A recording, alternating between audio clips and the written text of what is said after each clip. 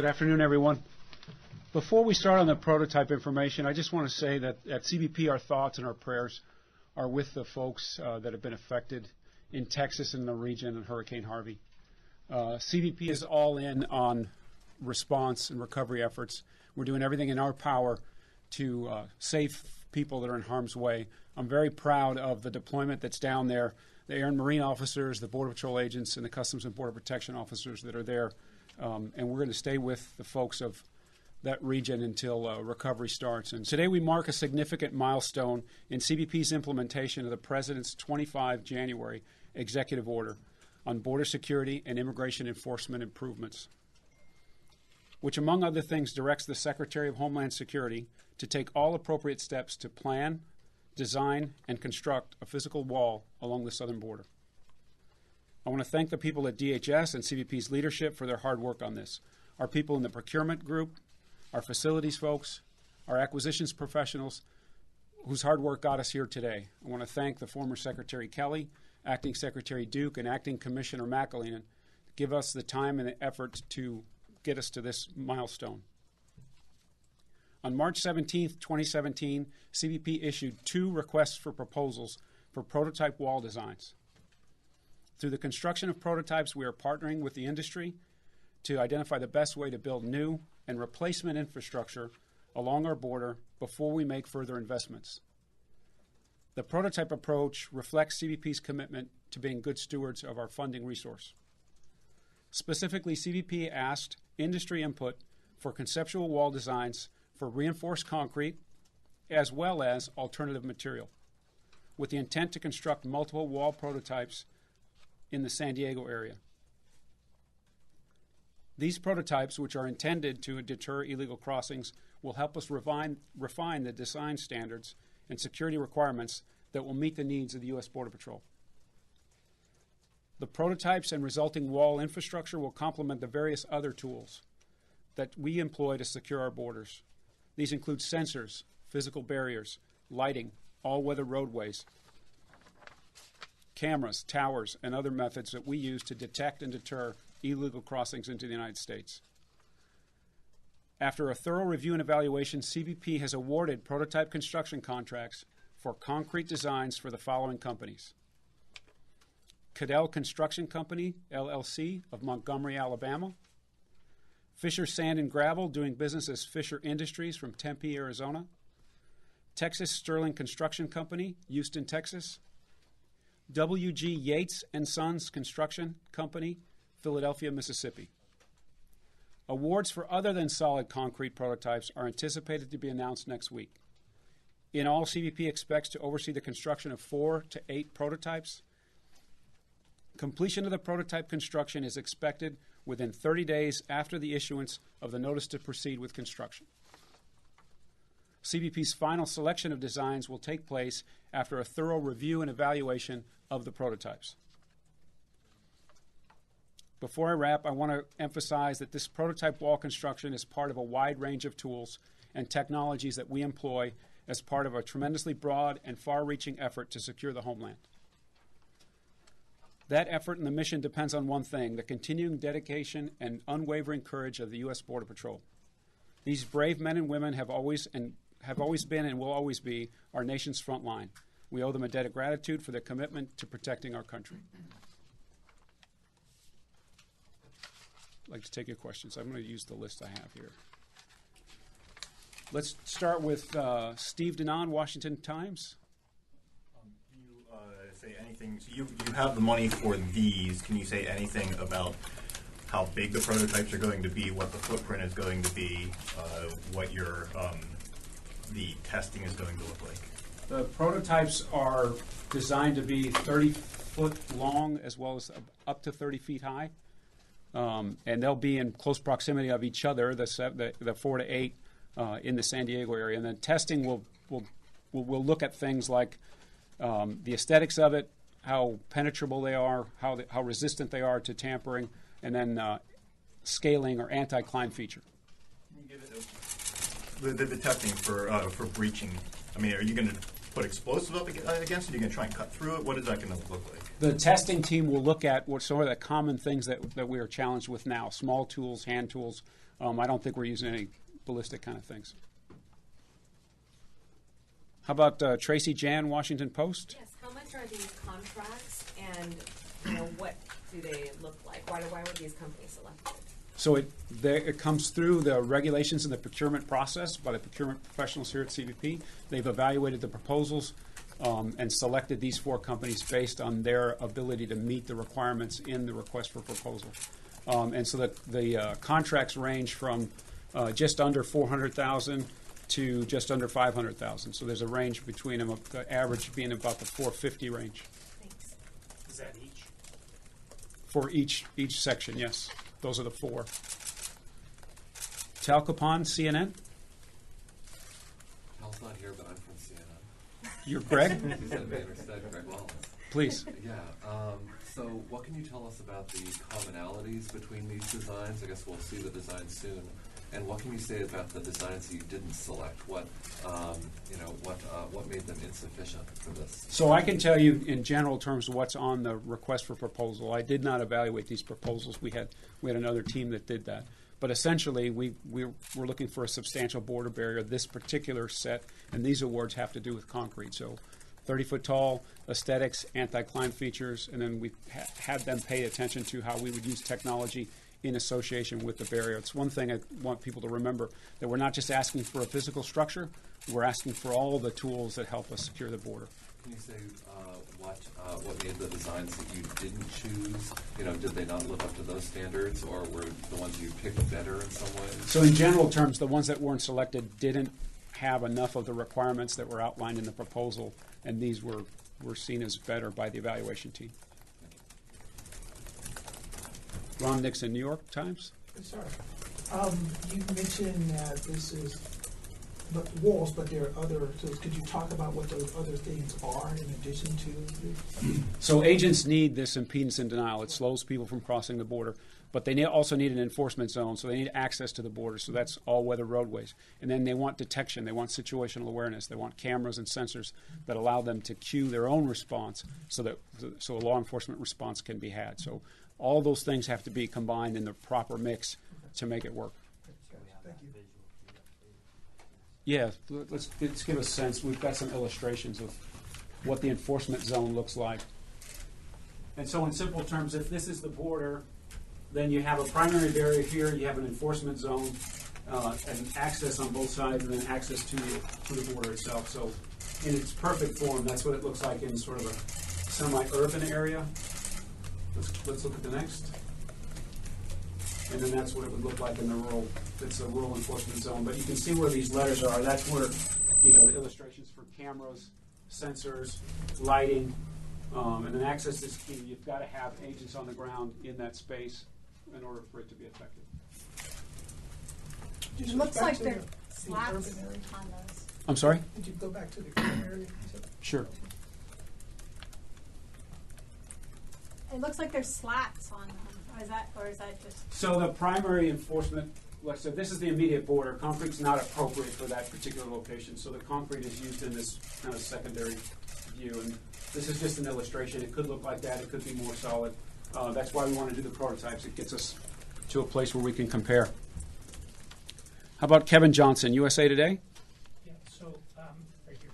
So these 4 are not meant to, they will not be permanent, correct? I mean, you're just putting them up to test them and determine which one meets your needs, and then they'll be removed. We have some options in the contract to do both. If they fit the space and they add to the infrastructure in San Diego in a beneficial way, we can keep them. If not, there's room in these contracts for them to be taken down or moved elsewhere. Geneva Sands? In your view and with your experience, what do you think about these new prototypes? Will make them better than what exists already within the laws that are there? Well, I think this versus some of the other projects that I've helped set requirements for, there's a more holistic view here. So the enforcement zone is sort of the primary laydown. That's kind of the base necessary. And we've thought through on these action plans all of the equipment that the agents need. So this is a much safer environment. than what we may have planned for before. The border changes. This is a much more substantial look at it. I think we've done better in that regard. And this is what you want it to look like, ideally? This is an ideal illustration. Sorry, when you say ideal for the prototype, or this is what it would eventually look like if it was really put into So place? in our action planning, this is our conceptualization of what an enforcement zone at the immediate border looks like. And so in an ideal situation, we would have the ability and the resources to build that kind of enforcement zone where it's necessary, not along the whole border, right? It's just where the requirements and the planners in the sectors have decided this is where impedance and denial makes a difference. And that's the kind of safety equipment and all the surrounding situational awareness features and access that's required. Thank you. Given that President Trump has said that he wants a wall that you can see through, and that that's essential so you know what's happening on the other side, then why is it worthwhile spending almost $2 million on prototypes for solid concrete walls? So the initial border barrier, the stuff that's at the immediate border, has to be see-through. That's the requirement that's outlined. And having an enforcement zone, that's one of the reasons we're doing prototypes, because we've not used concrete in this application before. I'm sorry, I don't understand. I thought that the contracts you were awarding today were all for solid concrete. They are. So how do you see through solid concrete? So that part of the proposals were to give us features that see-through features. That's within the proposal. So we will see when they're built how they've addressed that. But again, we'll have cameras and sensors to know when there's activity. But just to be clear, the prototype will fit in this part of the configuration. So this is the border, this is the enforcement zone, and the prototype will be in this situation. So it's less important to see through this part, and it's vitally important to see the part that's at the immediate border. So and that's Mexico on the top? Yes. And that wall right there is the see-through wall, is that? At the immediate border, the enforcement zone. What's the design for that, or are there proposals to design that? So that's already in the toolkit. Is what we call PF2 or PF4 or something like that. It's this bollard fence. It's the fence that you see now, the newest of it, if you've been on the border in Arizona or some of the other places. So that's most appropriate for the immediate border. So you're going to use the existing fence or immediate border and have a 150-foot enforcement zone and then potentially a concrete wall. Depending on how the prototypes come out, yep. There's still a lot to do, right? We're going to build 4 prototypes for concrete, and then we're going to build 4 other materials, and then we're going to make decisions about which is most appropriate for which location. How many different types of barriers do you expect to have, and will any of them have lethal enforcement measures for potential crossers? There's nothing lethal in this, and we're going to build 4 to 8 prototypes, depending on how the other materials awards go. How many do you expect to ultimately use in different terrains and so on? It'll depend on what the industry brings forward. We're going to use all the things that we think work the best. So we'll see what kind of innovation comes with the other materials, and we'll see how the prototypes of concrete allow for this kind of application, and it'll be based on the evaluation and testing, and then agent experience, et cetera, to kind of select which is most appropriate where. Hi, thank you. Luis Alonso with EAP. Just to clarify, when you say that you expect 4 to 8 prototypes, will be 4 for the concrete and 4 for the other see-through. materials, correct. And each of these vendors will do 1 prototype each. You mentioned 4 vendors. So these 4 have been selected under the concrete request for Right, proposal. but they'll do 1 prototype each of them. Unless they're unless they're bidding on the other ones as well. They could be in both. And just to understand, so this means that you have narrowed down the search to these 4 prototypes, and then you could end up picking 4 of them, or only 1, or none of them. Depends on the results. Yeah, picking depends on the evaluation. But it could be 0 to 4, all the options. It could be 0 to 8. Or to 8. Thank you. Chief, I'm sorry. Just quickly, just to understand, you said 4 to 8. So each company will build 1 or 2? These companies that we've named today will build 1 each. 1 each, okay. And then there's another announcement we will have for awards for for the other material. Gotcha, okay. Paying theme for this wall has been the subject of much debate. How much consideration in selecting these companies was given to what they could actually build these prototypes for, or what they would cost per foot in actual construction? So I'm not sure I understand the question. We've looked at all the feasibility for construction. So this requirement comes from agent level resources, right? Planners and leadership in the field that said, in these locations, we want the enforcement zone, we want border wall here. So we've looked at our own ability to say, well, can it be constructed here? What are the requirements? Can you access the land? Do we have other access? Can you put the other pieces of equipment to go along with it? What about, like, this proposal would cost us $1 million a mile, and this proposal would cost us $10 million a mile. Was that part of the assessing of these proposals? So cost is part of it, and their ability to perform. There's lots of parts of the evaluation. I'm not an evaluator. I'm not a procurement expert. Our job in the Border Patrol and now as leadership is to select the companies that we think give us the best value for what our requirement says, what our proposals came with. Chief, can I? Thank you. You said the completion of the prototype will occur 30 days from the issuance of a notice to proceed. Can you give us some plain language on just how soon we can expect to see a finished product? So the next step with these companies is to sit down and discuss timing and access and all of the kinds of things that get them ready to do construction. And then we will mutually agree on a date for them to proceed, and then we'll give them a notice, and then they'll have 30 days to perform So under that. talking months, a year? A couple of weeks, depending on schedules and et cetera. And then at the top, you talked about this being a significant milestone in implementing the president's executive order. For an average voter who thinks, I voted for the president for the wall, you know, you're calling this a significant milestone. Just how much does this step represent progress towards what the president talked about? Well, this is the first tangible result of the action planning that has gone on.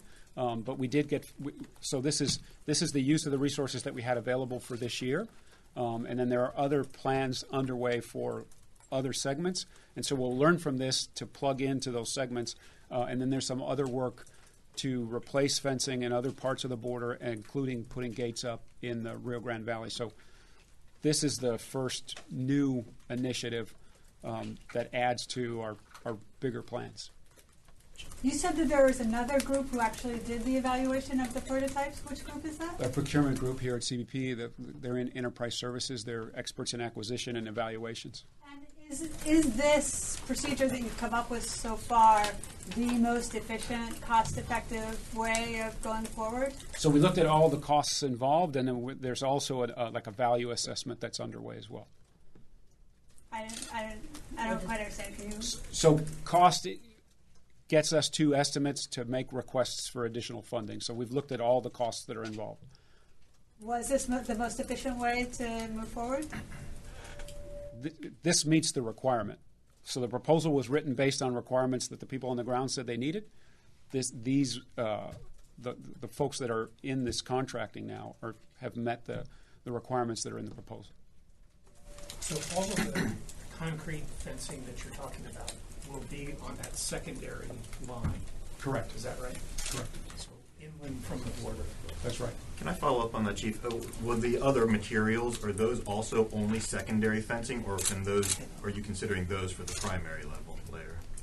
Well, it'll be based on the evaluation. We'll see what industry brings. We have no idea what those other materials are, so we'll see if it's appropriate for them to be in both locations. Why is concrete only appropriate for secondary? Because of that see-through aspect? That and its durability at the immediate border. We need to be on both sides of a structure that it's not see-through and that's right up against the line. Follow-up. How long will be the evaluation of these prototypes? How long will it take the evaluation? There's a testing regime in place, and I think it's between 30 and 60 days of evaluation. In terms of cost, you said these cost about $400,000 to $500,000 each, and you said they were 30 feet. So you're talking about what, $12,000 to $15,000 per foot.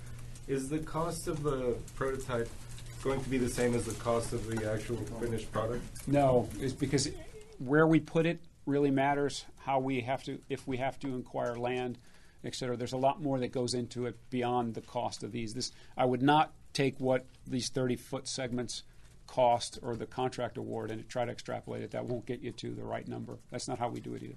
It depends on where they go. in the blue. Yeah. The process of notifying these vendors and choosing them had been delayed several times, and I'm just wondering if you can touch on what measures have been put into place to ensure that, you know, from here on out, this process isn't going to continue to see these constant delays. I mean, you know, I believe that CBP had put out a statement in May saying that they wanted to start construction on these in June. We're now entering September, so has there been any discussion on moving forward and making sure that this is something that's being done in a timely fashion? And we're fully committed to doing it the right way as quickly as possible, but there are things that cause delays, and then this last delay was based on a protest that another contractor had that was cleared by GAO. So that was the latest requirement for delay. Now that you selected these 4 vendors, can others who were not chosen file protests as well? I believe so. Okay, and how long would that create in terms of a delay? There are, you know, a flood of protests. There are procedural timelines that I'm just not expert in. This last one took 60 days to clear. And Congress already approved funds for these prototypes. So the prototypes are with FY17 appropriations, yes. Do you know how much, like for these concrete wall prototypes, do you know like what percentage of the order you expect to put the concrete, or not the prototypes, but the actual wall? So we have a general sense of requirements in each of the locations, and we have our own priorities for those requirements. And so dependent on the valuation, like what we say and how the testing comes out, then we can decide where it'll go. So you don't know yet, though, what percentage you plan on doing The concrete type and the versus amount. the other than concrete? Right, so the type and the amount depends on our own evaluations. And when do you expect to have those evaluations done? Approximately 2 months after the building is complete, after construction is complete. Okay, and you said that there is there's a certain date from which they have 30 days to complete the prototypes? There's a formal process in the contract called notice to proceed to construction. Once they have that notice officially from the government, they'll have 30 days to perform. So when are they expected to get that notice? After we discuss schedules and decide on a mutually understood date. I have one question here. I'm sorry if you already answered this. As part of these prototypes, they include the sensors that you're looking for? In the proposal, we asked them to pay attention in their descriptions to how technology could be composited within these prototypes. So things like conduits, things like you know, camera mounts, those kinds of things were part of their proposals. But they won't have the actual equipment in them. Understood. Thank you. I have time for one more question. Kind of get a 2-part question. One is, well, that's the timeline. I don't know if you addressed that. I know it's been pushed back to winter. Do you have a solid idea of when they'll start building, when they'll finish? I don't know if I missed that somehow. And then 2, do any of these companies have experience building something like a border wall? I don't know the backgrounds of the companies. We're going to do this as quickly as we can while maintaining all the requirements that we have. So we want to do it as fast as possible. We think it's in a couple of weeks to get started.